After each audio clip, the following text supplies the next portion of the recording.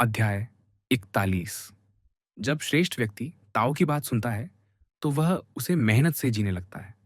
जब मध्यम व्यक्ति ताओ की बात सुनता है तो कभी मानता है, कभी भूल जाता है।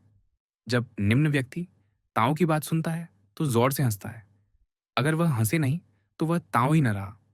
इसलिए पुरानी कहावतें हैं, चमकीला ताओ अंधेरा सा लगता है, आगे बढ़ने वाला ताओ पीछे हटने जैसा लगता है, सपाट ताओ उबड़ खाबड़ लगता है, ऊंची शक्ति बर्फ सी ठंडी लगती है, बड़ी स्वच्छता मैली लगती है, विशाल शक्ति कमजोर लगती है।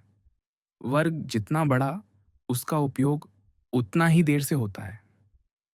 बर्तन जितना बड़ा उसका बनना उतना ही लंबा। ताव छिपा है और बिना नाम का, फिर भी केवल वही कुछ देता और पूरा करता है। प्रिय आत्मन, आज लाउद से तुम्हारे सामने एक बहुत पुराना, बहुत फटा हुआ कोट लाकर रखते हैं। वह कोट देखने में फीका, जगह जगह से पैबंद लगा, बटन गायब, आस्तीनें छोटी। कोई उसे फेंक देगा, पर वे उसे प्यार से सीने से लगाकर कहते हैं, यही ताओ है। जो जितना फटा पुराना लगता है वही उतना ही अनमोल है। जब श्रेष्ठ व्यक्ति ताओ सुनता है तो मेहनत से उसे जीने लगता है। वह समझ जाता है कि यह कोई सस्ती बात नहीं, ये कोई तुरंत चमत्कार नहीं, ये रोज मरना है, रोज खाली होना है, रोज नीचा होना है। वह चुपके से आंखें बंद करता है और उस फटे कोट को पहन लेता है। मध्यम व्यक्ति कभी मानता है, कभी भूल जाता है। सुबह उठकर सोचता है, आज से ताओ जीऊंगा। शाम तक बाजार में खो जाता है। वह बीच का राही है, कभी मंदिर जाता है, कभी दारू खाने। वह ताओ को पसंद तो करता है, पर पूरी तरह नहीं पहन पाता। निम्न व्यक्ति जोर से हंसता है। वह कहता है, ये क्या बकवास है, फीका कोट पहनो, नीचा बनो, कुछ ना करो। अरे भाई, दुनिया जीतने का समय है। और ठाका मारकर हंसता है। लाउद से मुस्कुराते हैं और कहते हैं, अगर वह न हंसे तो समझो ताऊ ही न रहा, क्योंकि ताऊ हमेशा हंसी उड़वाता है। वह उलटा चलता है। वह मूर्खों का राजा है। जो उस पर हंसता है वह अभी तक सोया हुआ है। इसलिए पुरानी कहावतें सच्ची हैं।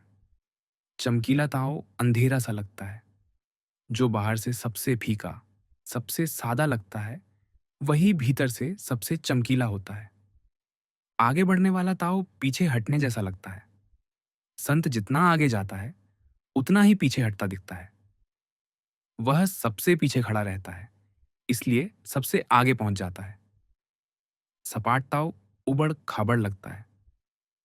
सबसे शांत, सबसे सीधा रास्ता बाहर से सबसे कठिन लगता है, क्योंकि वहां कोई रंग नहीं, कोई मसाला नहीं, कोई शॉर्टकट नहीं। ऊंची शक्ति बर्फ सी ठंडी लगती है। सच्ची शक्ति गर्म नहीं, ठंडी होती है। वह जलाती नहीं, शांत करती है। बड़ी स्वच्छता मैली लगती है। जो सच में साफ है वह कभी चमक धमक नहीं दिखाता। वह तो धूल में लिपटा रहता है, पर भीतर से सबसे साफ होता है।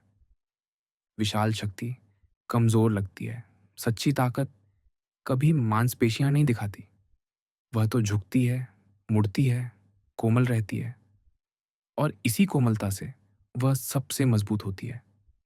वर्ग जितना बड़ा उसका उपयोग उतना ही देर से होता है। बड़ा बर्तन बनाने में समय लगता है। ताव भी ऐसा ही है। वह जल्दबाजी नहीं करता। वह धीरे धीरे, बहुत धीरे बनता है, पर एक बार बन जाए तो उसका उपयोग अनंत काल तक होता है। ताव छिपा है और बिना नाम का। वह कभी मंच पर नहीं चढ़ता। वह कभी अपना परिचय नहीं देता। वह बस है, और इसी बिना नाम के होने में वह कुछ देता है और पूरा करता है। वह बिना कुछ मांगे सब कुछ देता है। वह बिना कुछ कहे सब कुछ पूरा कर देता है।